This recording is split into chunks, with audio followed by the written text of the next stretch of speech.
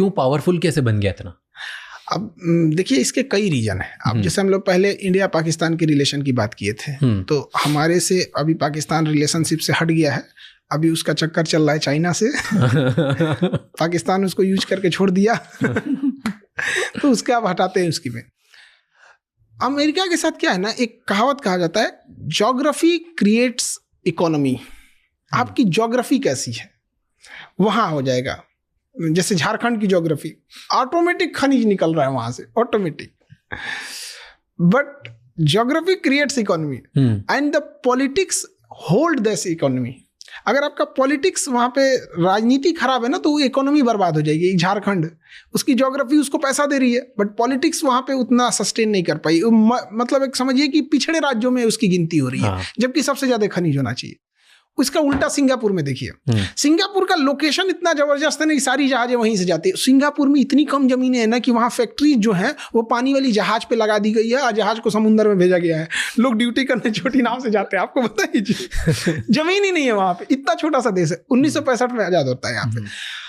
तो वहां पे ज्योग्राफी ने इकोनॉमी को क्रिएट किया, लेकिन वहां के जो पॉलिटिशियन है उसको होल्ड करके रख लिया, बचा के रख लिया इस चीज को। ये चीजें अमेरिका के साथ भी होती है। उसके एक तो उसकी जनसंख्या बहुत कम है, 34-35 करोड़ लोग हैं, इंडिया से 3 गुना बड़ा है। आप बस यही चीज इंडिया में सोच के देखिए। आज अगर इंडिया में इतनी ही सब कुछ रहता, कोई चीज चेंज नहीं होती, बट हमारी आबादी 35 करोड़ रहती, तो क्या इतनी समस्या होती? ऑब्वियसली हम हाथी हैं, हम हाथी खाता बहुत ज्यादा है। तो हम लोग क्या है ना कि आप सोचिए कि चलिए ऊपर से अगर 80,000 करोड़ रुपए हम निकालेंगे ना, तो सबको 500-500 रुपए पहुंचता है किसान को। 80,000 करोड़ निकला है, तो ये उसका एक तो एरिया बड़ा है, ठीक है, पॉपुलेशन बहुत कम है, और मिनरल रिच है, उसके किसी न किसी एरिया में कुछ कुछ होता है। और वो दूर इतना है ना, इतना दूर है कि उसका दुश्मन बनना बहुत इम्पॉसिबल है। आप वहां तक कैसे पहुंचेगा? एकदम हाई ग्रेड का मिसाइल होना चाहिए। अब अमेरिका ने सबसे अच्छी चाल क्या किया, उसने अपनी इकोनॉमी को होल्ड करने के लिए पॉलिटिकल पावर का बहुत इस्तेमाल किया। जैसे वो हर नियम बनाता है जो आप अमेरिका तक नहीं पहुंच सके। जैसे 300 किलोमीटर से ज्यादा मारक क्षमता की आप मिसाइल नहीं बना सकते हैं, परमाणु बम नहीं रख सकते हैं, बड़ी नेवी रखने नहीं देगा, यूरेनियम, उसे पता है कि सबसे खतरनाक चीज यूरेनियम है, तो NSG बना दिया, न्यूक्लियर सप्लायर ग्रुप। इंडिया भी उससे बाहर है, आप यूरेनियम नहीं रख सकते। तो हर पॉलिसी उसकी, जैसे हमें लगता है WTO हमारे लिए काम करता है, नहीं काम करता है। ये पूरी तरह अमेरिका को सिक्योर करने के लिए काम किया जा रहा है। तो उसका सिस्टम इस तरह से है। और गौर करके देखिएगा आप, अमेरिका में कौन जाके बसता है? जो अपने अपने देश के टॉप पैसे वाले लोग थे, टॉप ब्रेन वाले थे, टॉप एंटरप्रेन्योर थे, वो जाके अमेरिका में बस रहे हैं। तो केवल क्रीम खींचा है अपने यहाँ पर। और अमेरिका को भी ये बात दाद देनी पड़ेगी कि वहाँ उस देश में कोई आके न्यूयॉर्क का मेयर बन जाता है और वहाँ का नहीं रहता है। और भाषण क्या देता है न्यूयॉर्क का mayor Zohran Mamdani? City of the immigrants, run by immigrants and rule by immigrants.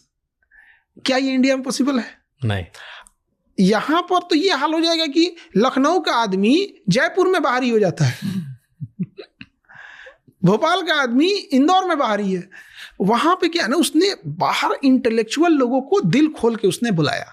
तो इस वजह से आप देखिएगा पूरी दुनिया से दुश्मनी है, लेकिन पूरी दुनिया के टॉप ब्रेन, टॉप लोग वहीं चले गए हैं, और उसने उस टाइप का माहौल भी दिया है।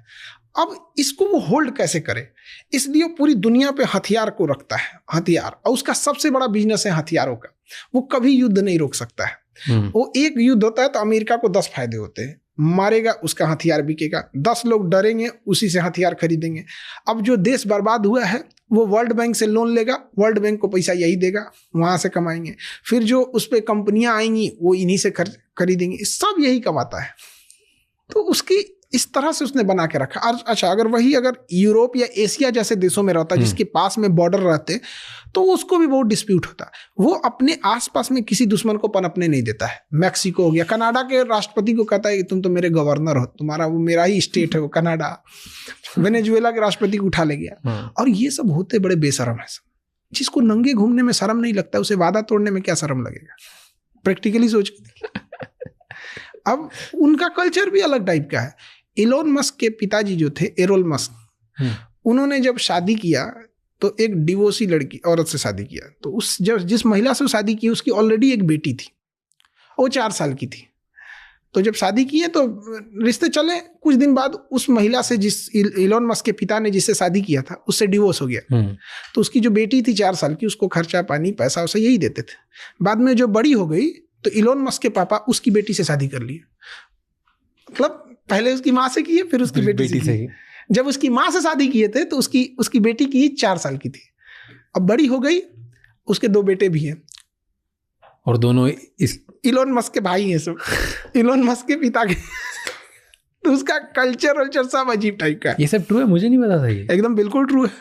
पर ऐसे ओके, तो ऐसा कल्चर क्यों है? ऐसा किसी को किसी चीज से फर्क नहीं पड़ता? अपना कल्चर रहे तब तो। हम लोग इंडिया वाले, इंडिया का कल्चर, वहां जो जहां से गया अपना कल्चर बना दिया है। अब किसी को अपने एरिया में रहने पे, अब जैसे हमको श्रीलंका में घुमा दीजिएगा, श्रीलंका में हमको कौन जान रहा है? हम लोअर टी शर्ट पहन के घूम देंगे। तो वैसे ही वहाँ है, वहाँ जो जहाँ से गया है वहीं से, उसको कोई माई बाप वहीं नहीं पूछने वाला। और फिर जब वो इतनी दूर है तो दुनिया उसकी सुनती क्यों है? पावर है उसके पास। सबसे बड़ा चीज़ क्या है, वो ये कंट्रोल करता है कि आप हर घर में क्या क्या यूज हो रहा है उसको वो कंट्रोल करता है। ये कैसे आया उसके पास? वो सेकेंड वर्ल्ड वॉर के टाइम पे ना वो हथियार बनाता था और ब्रिटेन को हथियार बेचता था। और सेकेंड वर्ल्ड वॉर के पास पूरी दुनिया में डर का माहौल हो गया कि हमारा पैसा लूट जाएगा, हमारा सोना लूट जाएगा। तो सारे देशों ने ना पैसा और सोना लेके रख दिया अमेरिका के पास। अब अमेरिका को लग गया कि सोना देना नहीं है इसको, अब क्या करें? तो इसके लिए उसने एक डॉलर कूटनीति लाई। उसने कहा ना कि आपको जो चीज़ खरीदना है, हथियार खरीदना है ना, हथियार खरीद लीजिए, लेकिन पैसा डॉलर में लीजिएगा। तो सोना रखा था, डॉलर छापने में क्या जाता है, डॉलर छाप छाप के दे रहा था। इससे अमेरिका को लगा ना ये हमारा डॉलर तो छाप देंगे, हमको क्या जाता है, यहीं पैसा देंगे। और यहीं से वो सोचा कि पूरी दुनिया को हम मजबूर कर देंगे कि आप कोई भी चीज़ खरीदिएगा तो डॉलर में खरीदिएगा।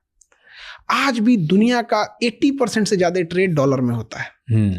और उसने सोचा, और कोई अगर डॉलर लेने से मना किया तो या तो उसको डायरेक्ट मारेगा या तो इनडायरेक्ट मारेगा।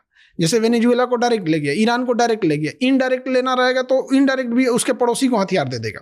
कुछ नहीं करना, उसके मंत्रिमंडल में 4 आदमी को करोड़ रुपया दे देगा, 100 करोड़ रुपया पकड़ा देगा। वो कहेगा कि हम प्रधानमंत्री हटा के वही रहेगा, तो तख्ता पलट करा देगा। शेख हसीना के साथ क्या किया, यही कराया। और इसके लिए उसका साथ देती हैं सब सोशल मीडिया। हर घर में सोशल मीडिया है, ट्विटर उसका, फेसबुक उसका, हर चीज पर उसका अपना कंट्रोल है। और वहां से वो नैरेटिव सेट करता है। पहले उस देश की इकोनॉमी चौपट करेगा, वहाँ महंगाई लाएगा, अपोजिशन लीडर्स को भर भर के पैसे देगा, अपोजिशन लीडर्स के बातों को सोशल मीडिया से उठाएगा, जिनकी सरकार गिरानी है उनके केवल निगेटिव चीज़ों को चलाएगा। 5-7 साल जब ये हो जाएगा तो फिर देखेगा कि उनके टॉप जो करीबी लोग हैं उनको खरीदना चालू करेगा, अपने एजेंट्स को भेजेगा CIA के थ्रू, और धीरे धीरे धीरे धीरे करके पूरी इकोनॉमी गिरा देगा। अमेरिका टिकता है क्योंकि उसके पास पैसे हैं, और पैसा तब तक है जब तक दुनिया व्यापार कर रही है, और डॉलर में करेगी, और नहीं तो ये इसके पास हथियार इतना बड़ा मार्केट है। आप सोचिए कि जीवन भर अगर हम 100 एकड़ खेती करें, 100 एकड़ जमीन पे जीवन भर खेती करें, हमको उतना फायदा नहीं होगा जितना हम एक तोप बेच के खरीद लेंगे। एक तोप बेचेंगे उतना हो जाएगा। जीवन भर हमने 100 एकड़ पर खूब खेती किया है। तो उनके पास यही होता है, और वो लड़ाई रोकेंगे नहीं, और हमेशा एडवांस दिखाते रहते हैं। अभी जैसे अरब वाले को, हम लोग को लगता है कि अरब वालों को मार दिया ईरान, ये नहीं, अमेरिका जानबूझ के कर आएगी तुम पिटाओ, लोग पिटाओगे फिर खरीदोगे किससे? हम ही से खरीदोगे। हम कहेंगे अच्छा ये वाले पे ना पिटा के, ये उससे एडवांस है।